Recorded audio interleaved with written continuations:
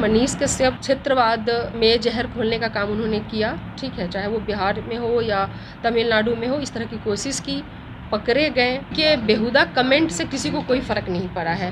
तो आप समझिए कि क्षेत्रीय उन्माद इस हद तक बढ़ा कि लोगों में भगदड़ मची। कुछ ऐसे वीडियोस वायरल हुए जिसकी सत्यता जाने बिना लोग परेशान हो। तेजस्वी यादव को जिस प्रकार से उन्होंने चैलेंज किया था कि आपकी सरकार को हम 180 दिनों के अंदर गिरा देंगे, 9वीं फेल हैं, आप पहले क्रिकेट में फेल हुए। बहुत सारे तो ऐसे भी पॉलिटिशियन हैं जो कहते हैं कि वो इंटायर पॉलिटिकल साइंस से पढ़े हुए, जिस इंटायर पॉलिटिकल साइंस कौन सा सब्जेक्ट है वो जरा आप भी बता सकें, और जिनको आज भी परहेज है अपने सर्टिफिकेट दिखाने में, तो कम से कम जो है वो बोल रहे हैं कि भाई ठीक है, हमने इतनी ही पढ़ाई की है। वीडियो जो उनके खुद के ट्विटर हैंडल से शेयर किए गए, धमकी जिस तरीके से वो दे रहे थे, लगता है जैसे उनके पीछे कई और तत्व जो है वो काम कर रहे थे। महात्मा गांधी की हत्या पे उन्होंने कहा था कि भाई वो वीडियो भी काफ़ी वायरल हुआ था, हम तो गोडसे को मारने वाले लोग हैं। उनके किसी बयान से या उनके किसी चीज़ से डर करके तेजस्वी जी कर रहे हैं, तो अभी ये सब ऐसी इतनी नौबत नहीं आई है।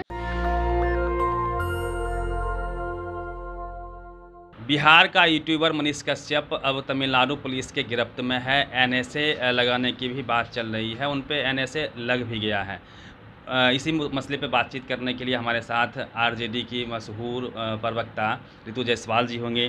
जायसवाल जी, जिस प्रकार से मनीष कश्यप को बिहार पुलिस ने गिरफ्तार किया था और अब तमिलनाडु गए हैं, वो उन पे एनएसए लगा है, पूरे प्रकरण को आप कैसे देखते हैं?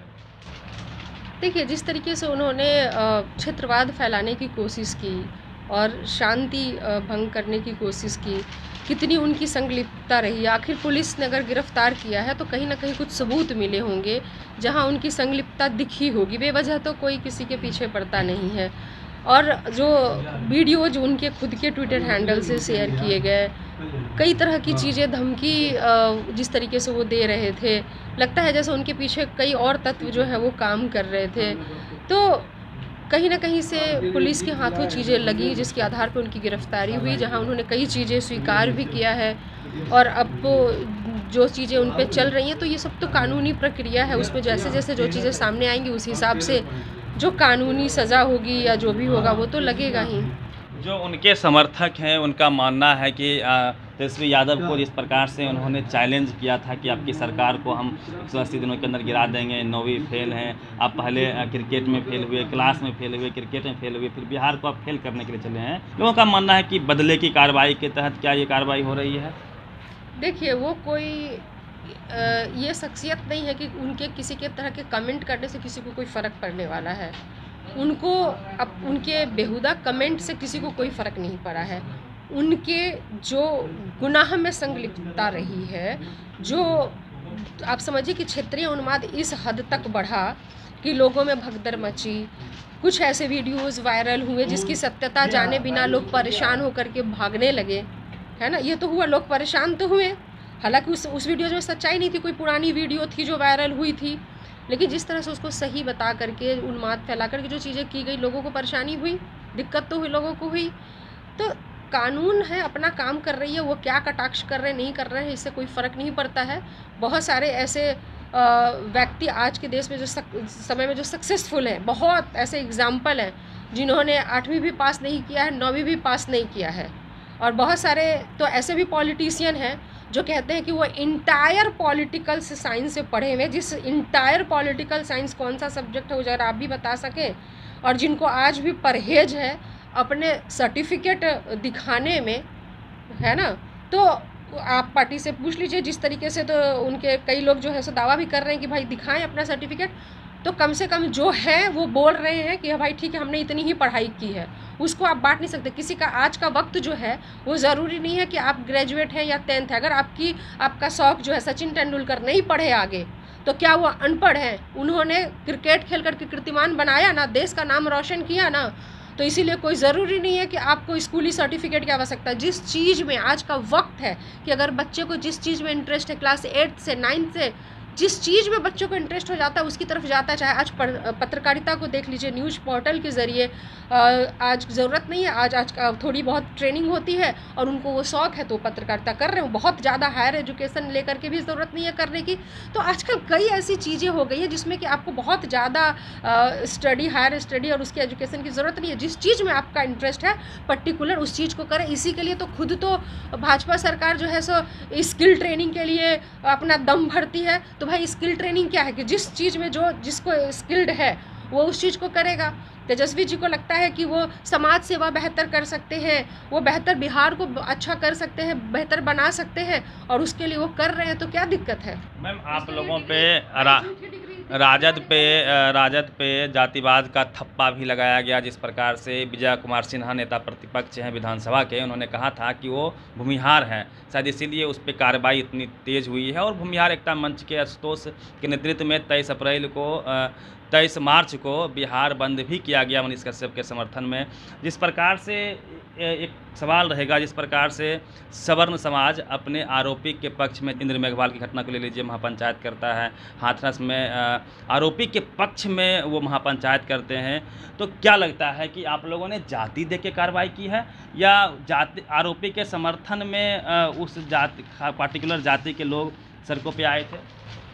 गुनाह करने वाले लोगों की कोई जात नहीं होती है। गुनाहगार सिर्फ गुनाहगार होता है और उसकी जाति को किसी भी चश्मे से, ना पॉलिटिकल चश्मे से देखे जाने की ज़रूरत है, ना जाति के चश्मे से देखने की ज़रूरत है, ना ही उनके जाति के लोगों को ये देखने की ज़रूरत है। अगर देखने की ज़रूरत है तो सिर्फ ये देखने की ज़रूरत है कि उनके गुनाह के सबूत पुलिस को मिले, जिस आधार पे उनकी गिरफ्तारी हुई और जिस आधार पे कार्रवाई हो रही है या कार्रवाई की जा रही है, वो सिर्फ और सिर्फ उनके गुनाह के कारण है, ना कि उनकी जाति के कारण। तो भाजपा की तो नियति मकसद यही है कि जो भी वो कभी जाति का आरोप लगाएंगे, कभी धर्म के आड़ में कुछ करेंगे। तो ये तो भाजपा की यूएसपी है, वो अपने यूएसपी अपने पास रखें। पुलिस अपना काम कर रही है, कानून अपना काम कर रही है, इसको पॉलिटिकल या कास्ट के साथ जोड़ने की ज़रूरत नहीं है। गुनाहगार को की तफ्तीश हो रही है, उसके गुनाहों को खंगाला जा रहा है और उसके हिसाब से उसको जो सज़ा होगी वो मिलेगा। जो SC ST OBC माइनॉरिटी के थिंकर्स हैं, उनका मानना है कि रोज़ टीवी अखबार जहाँ SC ST OBC माइनॉरिटी की सरकार होती है उसको बदनाम करने का प्रयास करता है। उनके नेताओं के उनको उनके ही लोगों के बीच में चोर घोषित करने में टीवी अखबार प्रोपेगेंडा चलाता है। और उनका मानना है कि मनीष कश्यप टीवी अखबार, मनुवादी टीवी अखबार का एक छोटा सा रिचार्ज था। कई टीवी अखबार ने भी टीवी अखबार भी आपके खिलाफ में उस प्रकरण में लिखा था, उस पर कार्रवाई नहीं हुई है। लेकिन मनीष कश्यप ने ऐसा कौन सा बड़ा गुनाह कर दिया जिसकी वजह से उन पे आज इतनी बड़ी बड़ी कार्रवाई हो रही है? इसको आप स्पष्ट कीजिए। भाई मान लीजिए किसी ने ये, क्योंकि आप भी तमिलनाडु गए थे। नहीं, मैं गई थी तमिलनाडु, मैं गई वहाँ पे जाकर के मुझे ये पता चला कि किसी तरह की ऐसी कोई बात वहाँ पे है ही नहीं। एक झूठा वीडियो के कोई स्प्रेड होने के कारण लोगों में दहशत हुआ था, लेकिन कहीं से कोई ऐसा प्रयास नहीं था कि वहाँ की सरकार या वहाँ के लोग जो हैं वो वहाँ से बिहारियों को भगा रहे हैं, ऐसी कोई बात नहीं थी। ये पूरी की पूरी चीज़ जो है, मुझे तो लगता है कि किसी गहरी साजिश के तहत जो है वो उन्माद फैला के क्षेत्रीय उन्माद फैलाने की कोशिश की थी। क्योंकि देख ही रहे हैं आप कि ना तमिलनाडु में ना बिहार में उनकी दाल तो गल नहीं रही है भाजपा की। तो उन्हें लग रहा है कि इस तरह के कुछ चीज़ों को फैला करके और किसी को मतलब निशाने पे ले करके, अब जान ही रहे हैं कि कई चीज़ें सामने आई हैं कि वो RSS से भी जुड़े रहे हैं और उनके कई ऐसे वीडियोज़ या कई ऐसी चीज़ें आई हैं जो कि दिखाता है कि वो कट्टर हिंदुत्व की बात करने वाले लोग हैं या किस तरह की चीज़ें। हत्या पे उन्होंने जश्न मनाने का, महात्मा गांधी की हत्या पे उन्होंने कहा था कि भाई वो वीडियो भी काफ़ी वायरल हुआ था, वो भी लोगों में देखा गया था कि किस तरह से वो गलत तरीके से बयानबाजी कर रहे थे कि हम तो क्या गोडसे के लिए जश्न मनाएंगे, है ना, इस तरीके की चीज़ें थी। हम तो गोडसे को मारने वाले लोग हैं, उन्होंने ये कहा था शायद। तो इस तरह की चीज़ें हैं। देखिए पुलिस अपना काम कर रही है। मनीष कश्यप एक क्षेत्रवाद के में जहर घोलने का काम उन्होंने किया, ठीक है, चाहे वो बिहार में हो या तमिलनाडु में हो, इस तरह की कोशिश की, पकड़े गए, सही वक्त पे पुलिस ने अपना काम किया है और उसके लिए जो सज़ा होगी, जो भी चीज़ें होंगी, ये कोर्ट का काम है, ये कानून का काम है। इसको किसी भी तरीके से पर्टिकुलर ये दोषारोपण करना कि उनके किसी बयान से या उनके किसी चीज़ से डर करके तेजस्वी जी कर रहे हैं, तो अभी ये सब ऐसी इतनी नौबत नहीं आई है। चलिए, बहुत बहुत धन्यवाद आपका। और मनीष कश्यप के वीडियो को आप जब लगातार देखेंगे तो लगातार हर खबर को हिंदू मुस्लिम के एंगल से पेश कर रहा था, और दूसरी बात जातीय जनगणना का भी वो खुले मन से विरोध कर रहा था, सोशल जस्टिस का विरोधी था, इसमें तो कहीं कोई शक नहीं है। पूरी बातचीत कैसी लगी, अपनी प्रतिक्रिया आप जरूर दीजिएगा। हालांकि मनीष कश्यप कानून के शिकंजे में है, कानून सम्मत उस पर कार्रवाई हो, यही हम लोगों का डिमांड है। नेशनल दस्तक की आपसे गुजारिश है कि अगर इसको बचाना चाहते हैं तो नेशनल दस्तक को सब्सक्राइब करने के लिए रेड कलर के सब्सक्राइब बटन को दबाएं, फिर बेल आइकन की घंटी दबाएं। नेशनल दस्तक को बचाने के लिए बहुत जरूरी है कि हर खबर को शेयर करें, लाइक करें, कमेंट जरूर करें।